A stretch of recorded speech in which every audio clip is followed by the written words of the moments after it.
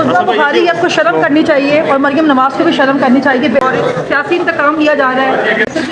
जहनी मरीज जो है मुल्क के वह काबिज होकर बैठ गए हैं। ये तो मुजरिम है, करप्शन इन्होंने की हुई है, जो थोड़ा इनसे पूरा हिसाब दिया जाएगा, क्योंकि ये हमारा तो कोई जुर्म भी नहीं है। के वक्त हमेशा ऐसा नहीं रहता कि वही नवाज शरीफ है जो माफिया मांग के यहाँ से भागा था 2 बार एनआरओ लेकर, खारिज कर दिया गया जानबूझ के, और सियासी इंतकाम लिया जा रहा है। और मैं कहूँगी कि जो उस्मा बुखारी आपको शर्म करनी चाहिए और मरियम नवाज को भी शर्म करनी चाहिए। बेसिकली जहनी मरीज जो है मुल्क के वह काबिज होकर बैठ गए हैं, इसकी वजह से मुल्क का ये हाल है। खवातीन को सिर्फ सियासी इंतकाम का निशाना बनाया जा रहा है। आपको सियासी इंतकाम का निशाना बनाया जा रहा है, तो ये वक्त चेंज भी होता है, कुछ कहना चाहिए? बिल्कुल वक्त चेंज होगा इंशाल्लाह।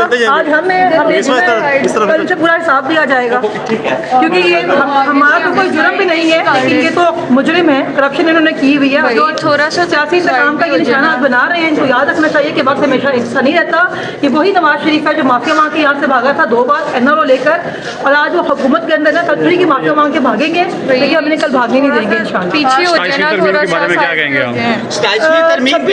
तरमीम भी गैर आनी थी, ये भी गैर आनी है।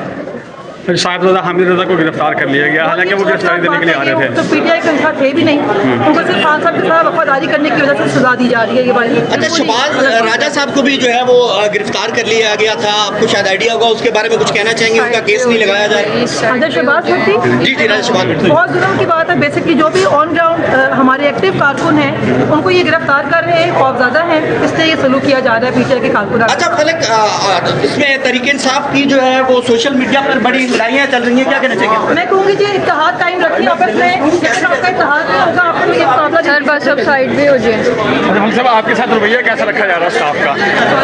रवैया कैसा है जेल स्टाफ का और बाकी सिक्योरिटी स्टाफ का? सियासी इंतकामी कार्रवाई की जाती है, कैसा हो सकता है रवैया? अच्छा, पार्टी कारकुनान को क्या मशवरा देंगे आप आज हालात में? इत्तेहाद कायम रखिए, आपस में लड़ाइयाँ मत करें। जब तक आप लोग आपस में इत्तेहाद नहीं रखेंगे आप इनका मुकाबला नहीं कर सकते। मुत्तहिद रहें। शुक्रिया नाज़रीन, ये फलक जवेद खान साहिबा का कहना था कि मुत्तहिद रहें, हालात बड़े ख़राब हैं और पार्टी कारकुनान के साथ सियासी इंतकाम लिया जा रहा है, हम लोगों से भी सियासी इंतकाम लिया जा रहा है। और साहिबजादा हामिद रज़ा के बारे में बोला कि उनका पीटीआई से कोई ताल्लुक़ नहीं है, लेकिन फिर भी उनके साथ गैर आइनी और गैर कानूनी जो है वो रवैया रखा जा रहा है। इस तरह 26वीं आइनी तरमीम भी कचरे के डब्बे में जाएगी और 27वीं आइनी तरमीम का भी जो है वो वैसे ही कचरे के डब्बे में जाएगी। लेकिन अभी बहुत सारी हमने बात करने की कोशिश की, लेकिन पुलिस वालों का जो रवैया था वो बहुत ज़्यादा सख्त था और धक्कम पेल बहुत ज़्यादा की जा रही थी। उनके वालिदैन आज नहीं आ सके और उनका ये कहना था कि जेल में डॉक्टर यास्मीन राशिद साहिबा की तबीयत जो है वो नासाजगार है, क्योंकि स्मोक ने बेड़ागर्क किया हुआ है, वहाँ पर डॉक्टर्स की फैसिलिटेशन नहीं है। इंडोर और भी बहुत सारी बातें हुई पार्टी पॉलिटिक्स के ऊपर। उन्होंने ये कहा कि जितने भी पीटीआई के वर्कर्स हैं उनको मुत्तहिद रहना चाहिए, आपस में गुथम गुथा या लड़ाई नहीं करनी चाहिए। और ये एक पीटीआई की जो कारकुन थी उनकी लीडरशिप की तरफ रवानगी का सफ़र रवां दवा है और उनका कहना था कि सब लोगों को मुत्तहिद रहना